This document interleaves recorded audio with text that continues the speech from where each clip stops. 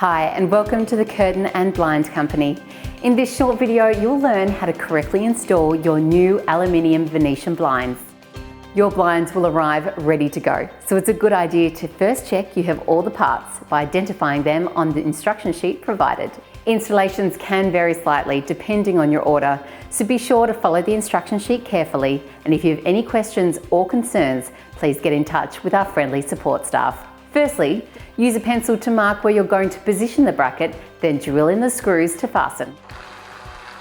In most scenarios, the screws provided will be suitable to mount the brackets. However, if you need to fix the blind to a window lintel or into masonry, you may need to source more appropriate screws and wall plugs. Once you've attached the brackets, lift the track at the top of your blind into position. The front edge of the track will sit on the hooks at the front of your bracket, and you will simply tilt it upwards to snap into position.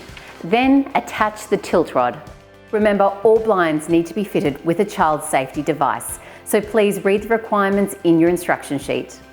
And that's it, your beautiful aluminium Venetian blinds installed in no time at all. It really is that easy with the Curtain and Blind Company.